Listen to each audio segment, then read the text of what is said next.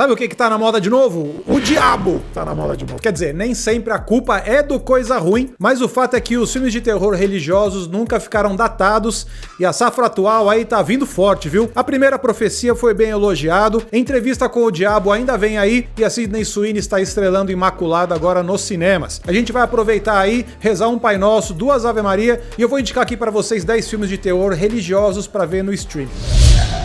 Começando a nossa lista aqui com ninguém menos que o Guillermo del Toro, porque os americanos aí que me desculpem, mas se você vai fazer um filme de terror envolvendo fantasma de criança e histórias de culpa coletiva, os latinos criados aí no catolicismo dão de 10. O escolhido aqui é A Espinha do Diabo, o filme que o del Toro realizou em 2001 quando voltou pra Espanha, depois de ter sofrido aí na mão do Harvey Weinstein dirigindo Mutação em Hollywood em 1997. Nessa história, ambientada durante a Guerra Civil Espanhola, a gente acompanha um menino mandado para um orfanato que começa a ver o fantasma de outra criança que tá sedenta de vingança. A Espinha do Diabo já tem elementos aí do terror gótico, que depois a gente veria em outros filmes espanhóis de sucesso, como O Orfanato e o próprio O Labirinto do Fauno, em que o del Toro volta a falar dos fantasmas da Guerra Civil Espanhola.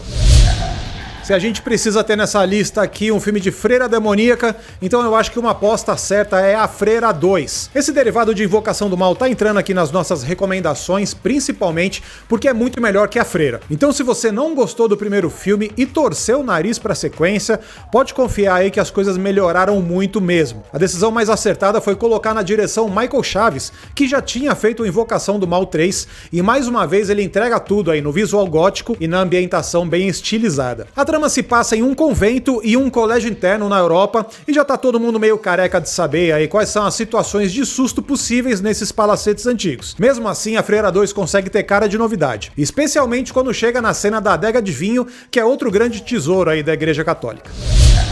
Se você procurar pela Chorona no Google, vai aparecer uma meia dúzia de filmes aí sobre essa entidade do folclore latino-americano. E o melhor deles se chama justamente A Chorona e vem da Guatemala. O cineasta Jairo Bustamante é especialista em criar uma atmosfera de pavor a partir do mal-estar dos personagens.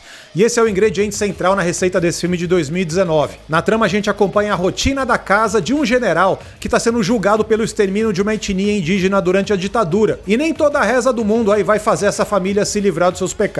O espectador nunca sabe direito se as empregadas da casa e as aparições são uma coisa sobrenatural ou se é só reparação histórica mesmo. E no fim, isso é o que menos importa. Esse é um filmão. Terror com espírito não envolve só as religiões organizadas e é também nos rituais pagãos que a gente vai encontrar muito material de assombração. Eu vou buscar aqui um filme de 1973 para indicar, porque o gênero conhecido como horror folclórico não seria o que é hoje se não fosse o filme O Homem de Palha. Você curte aí o Midsommar? Você já ouviu falar no Burning Man? Pois então, de alguma forma, e tudo isso deriva desse filme estrelado pelo Christopher Lee, que interpreta um líder de seita que tá fazendo de tudo aí para agradar a mãe natureza, e para isso ele não vai poupar nenhum esforço e nenhum palito de fósforo. Se a Escócia ficou conhecida aí no imaginário do cinema como a terra natal do folk horror, a culpa disso também é de O Homem de Palha. Provavelmente você já deve ter deparado aí com o remake estrelado pelo Nicolas Cage, mas o original é insuperável.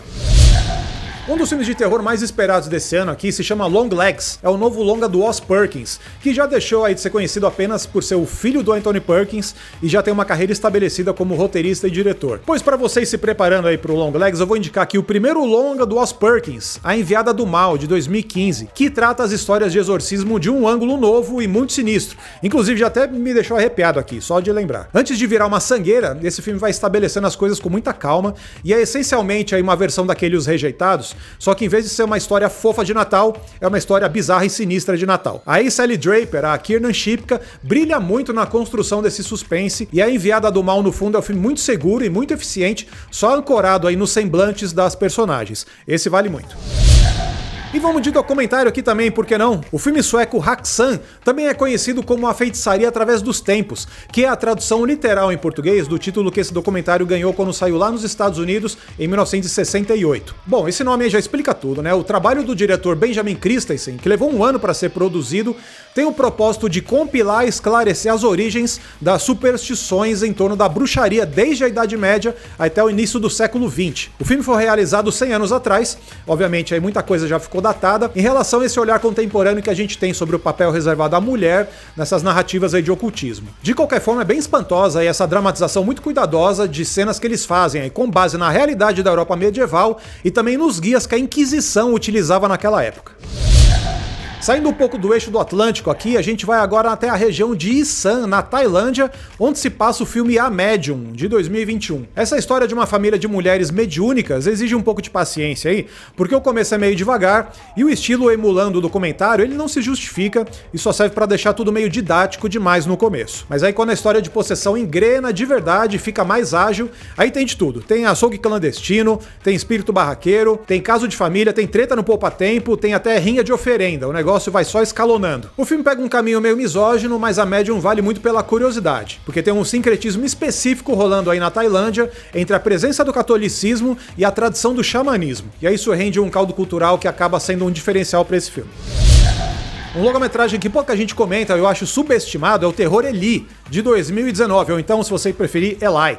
A reviravolta é muito bem sacada, então eu vou te poupar dos spoilers aqui se você nunca assistiu. A premissa envolve esse menino, que é chamado Eli, que tem a mesma doença autoimune do Bubble Boy, ou seja, ele tem alergia a tudo e aí ele precisa ser mantido em isolamento constante. No filme, os pais eles levam o Eli para se tratar numa instalação médica num casarão sinistro e lá o menino descobre que as coisas não são bem assim. Esse filme pega uma sugestão de terror muito próxima daquela de O Exorcista, ou seja, ser submetido a torturas médicas pode ser uma grande fonte de pavor. E aí de repente a narrativa dá uns 180 graus aí e vira 100% Velho Testamento. É um ótimo filme se você compra o ponto de vista do protagonista e a exposição nunca vira uma coisa maçante, porque você embarca obviamente nas descobertas ao lado do Eli.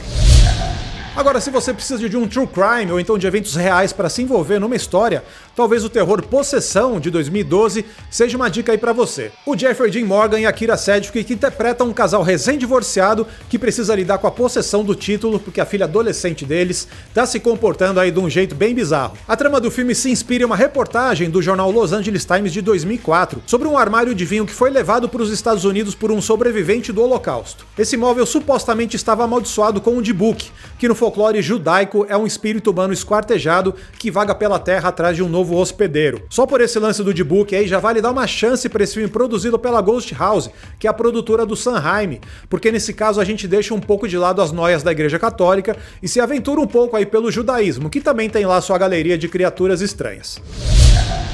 10º e último filme da nossa lista aqui, e agora você vai me perdoar essa licença poética, porque quando se fala em Enigma do Horizonte, a primeira coisa que vem à cabeça certamente não é filme de freira nem de possessão. Mas o que a gente tem nessa ficção científica espacial de 97 é sim um terror religioso, não só porque o roteiro faz questão de repetir isso nas frases em latim, mas principalmente porque as alegorias visuais estão muito próximas de uma ideia de purgatório e de inferno. Esse é o filme do Paul W.S. Anderson que sacramentou a vocação dele para claustrofobia e para imaginar cenários de pesadelo expressionista. Se você acha que os filmes de viagem ao espaço aí são muito laicos, pode confiar aí que você vai ficar bem temente a Deus com Enigma do Horizonte. É só uma pena que a versão original, que era mais extensa e mais gore, tenha sido mutilada aí na época do lançamento. De resto, essa versão do Purgatório é muito mais convincente que aquela da série de TV aí que agora tá fazendo aniversário de 20 anos e que todo mundo ama. Não vou falar o nome aqui, mas você sabe qual é. Essa foi a nossa lista aqui de dicas de filme de terror, de religião e de espírito para você assistir no streaming. Diga aí o que você achou das nossas recomendações e deixa as suas aí também nos comentários.